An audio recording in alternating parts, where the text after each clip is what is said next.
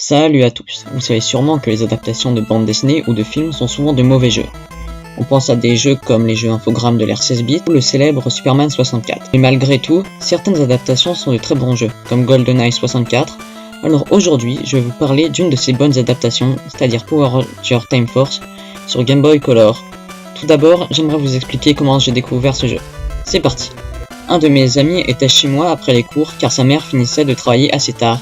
Mais aujourd'hui, elle avait amené une console que je n'avais jamais vue, la Game Boy Advance, avec certains jeux Game Boy, auxquels on pouvait jouer grâce à la récompatibilité de la GBA. Certains de ces jeux sont très connus comme Pokémon Argent ou Wario Land 2, mais le jeu qui m'intéressait le plus était Power Ranger Time Force, car je regardais souvent Power Ranger Mega Force chez mes grands-parents. J'insère donc la cartouche, et bien que le jeu soit en anglais, j'ai compris l'histoire. De villes extraterrestres voulaient s'emparer de la Terre. Après avoir lancé la partie, on choisit son personnage parmi les 5 rangers disponibles qui ont chacun des stats différentes. Par exemple, le bleu est le plus rapide mais celui avec le moins de vie. Personnellement, j'ai choisi le rouge car c'est ma couleur préférée et toutes ses stats sont assez bonnes. Quand le niveau se lance, la première chose qui m'impressionne, ce sont les graphismes. Et je précise que je prendrai le temps de vous dire en quoi les graphismes de chaque niveau sont magnifiques. Dans celui-là, on voit bien les immeubles au fond, alors que les jeux Game Boy auxquels j'avais l'habitude de jouer étaient plutôt austères. Si on appuie sur Start, on peut choisir son arme parmi les 3 disponibles, c'est-à-dire les poings, le sabre et le fusil. Chacune de ces armes sont différentes, par exemple le fusil est assez lent, consomme beaucoup d'énergie, mais est très puissante, alors que le sabre est rapide, mais fait peu de dégâts. Le jeu est un action platformer à scrolling horizontal. Vous affronterez des ennemis différents en fonction des niveaux où vous vous trouvez. Vous trouverez aussi des objets comme un cœur pour vous soigner, des éclairs pour remplir votre barre d'énergie et des chronomètres pour gagner du temps, un objet à la forme indéterminée pour changer de ranger et des orbes pour obtenir des tirs bonus à la fin du niveau. À la fin du niveau, vous tomberez sur le premier boss, Crab Mantis, qui est très simple à battre mais s'enfuit et vous devez donc le poursuivre pour finir votre affrontement. Après l'avoir vaincu, il y a la phase où les rangers tirent sur l'ennemi. Vous avez 3 tirs de base, mais si vous récupérez les orbes, vous aurez 2 tirs bonus. Si vous le touchez et le boss, il y aura une assez belle cinématique pour la Game Boy Color, où l'on voit le boss se faire vaincre et vous obtenez un mot de passe, mais si vous le ratez, vous devrez l'affronter dans une faille spatio-temporelle, ce qui est assez difficile car il y a peu de passes pour esquiver les attaques de votre ennemi. L'originalité pour le reste du jeu est que vous avez le choix entre 2 niveaux différents.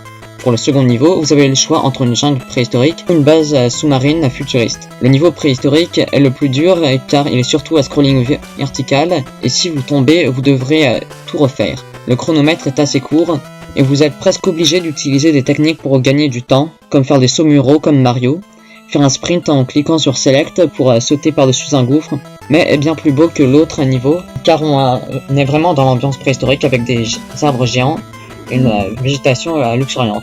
On apercevra même à 2 reprises un Triceratops en train de dormir, alors que l'autre niveau est certes bien plus facile, mais le décor est un peu plus vide.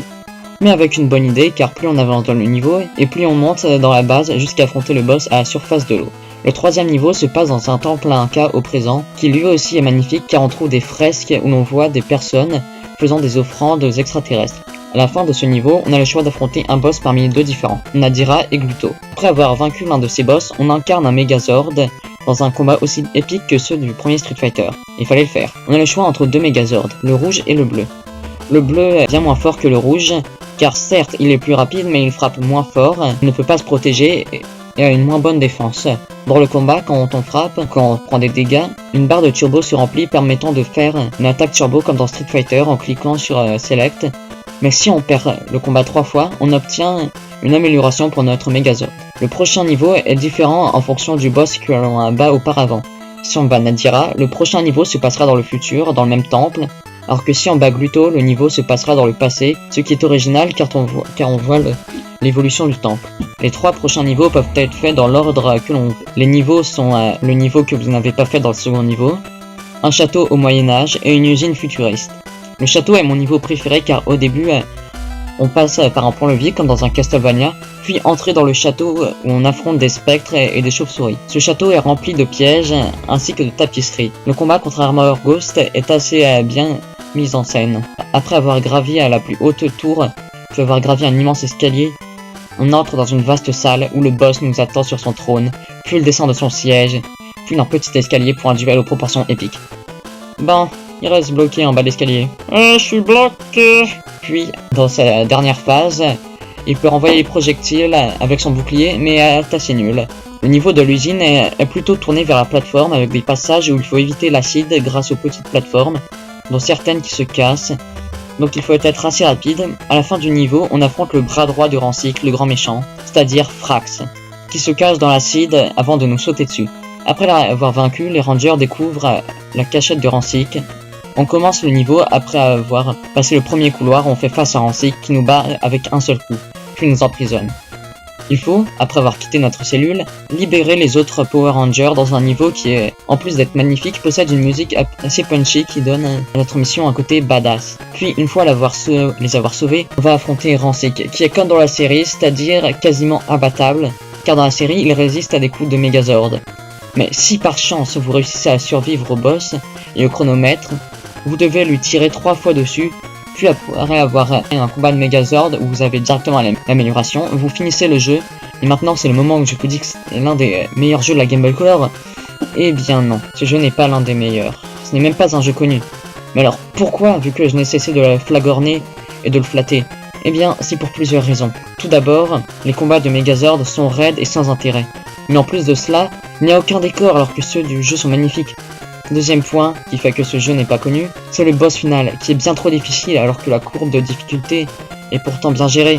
Mais le point qui fait que ce jeu n'est pas connu, c'est à cause d'un autre jeu.